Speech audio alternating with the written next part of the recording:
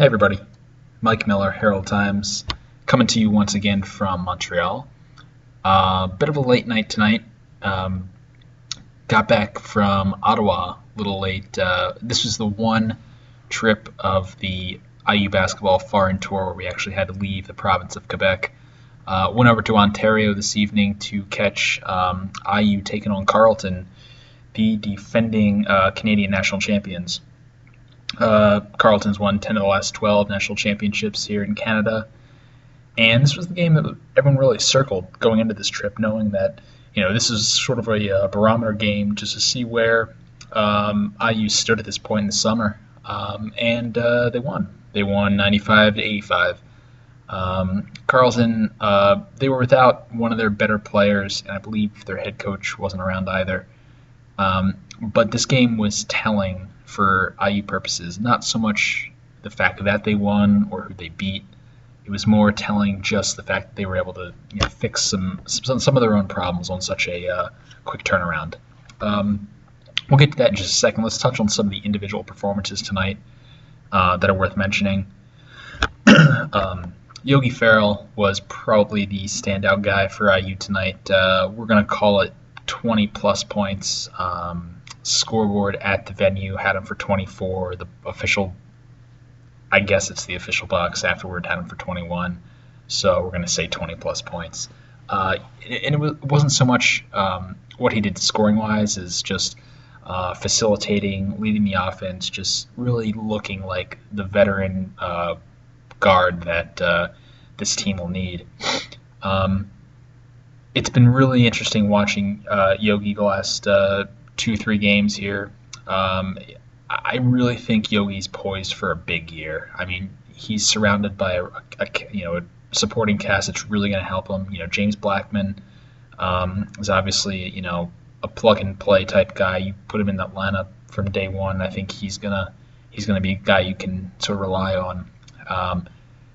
Probably going to see a better, maybe more consistent Stan Robinson.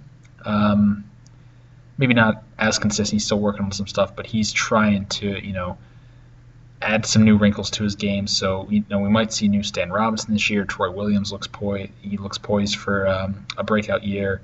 Robert Johnson, obviously a talented freshman. So you look at who's surrounding Yogi this year, and by all indications, I think that this could be a very, very big year for Yogi Ferrell. We've touched on Troy Williams a lot over the weekend, the first 2 games of the swing. Didn't so much fill out the box score like he did the last couple games, but still a pretty good game for him. Only 5 points, but 6 rebounds. Once again, played a pretty decent game. But so far, so good for Troy Williams on this trip. He's another guy I'm really excited to see where he is come October, November. Another guy to keep an eye on, Devin Davis. He had a really nice game tonight. Devin had 13 points, 6 rebounds, 6 for 6 from the field. Really moving well with the ball. He looks like he's added some strength, looks a little bigger. But he also said tonight that he's still sort of maintained some of his speed and agility, where he can sort of guard the bigger guys, the 3s, the 4s, and also step out and keep an eye on some of the smaller guys too. So a lot of guys on this team. It's going to be really interesting to see where some of these guys are. October, November, December, because there seems to be a lot of development on the way for this IU team. Another guy I got to mention is Nick Zeisloft. Tonight, IU never trailed in this game. They got off to a 27-11 start. They scored a lot early, and Carleton made a late run. Cut it to 6 points with about 7-8 minutes left in the fourth quarter.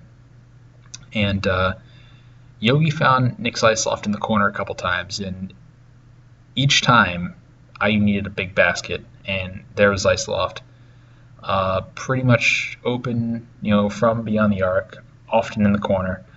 And he didn't miss much. He was 4 for 5 from three-point range. All 5 of his attempts for the game were behind the arc. And just another nice effort from Nick Zeisloft. He finished with 14 points tonight.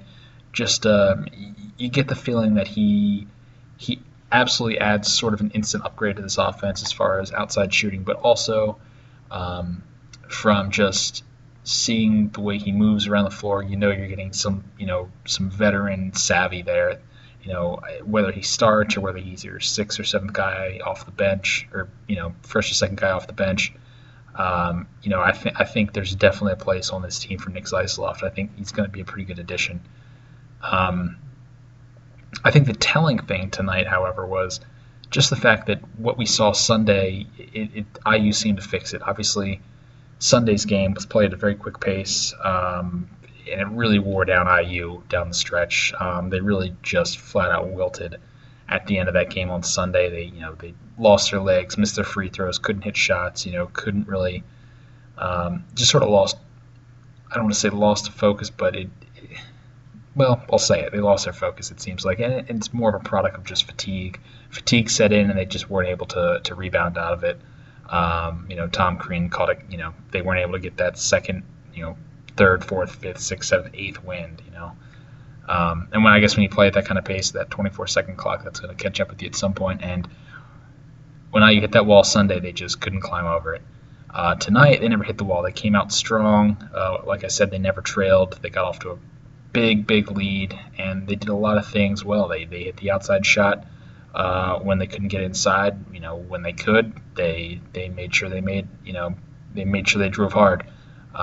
This is a team that looks to be very versatile on offense, and that's what we've seen so far through 3 games here in Montreal, or in Canada, I should say, at this point.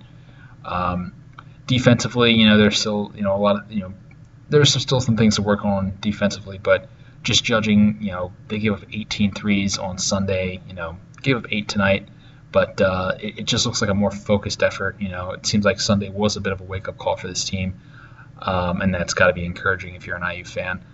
Next 2 opponents are definitely beatable. Beatable if you're the Indiana Hoosiers.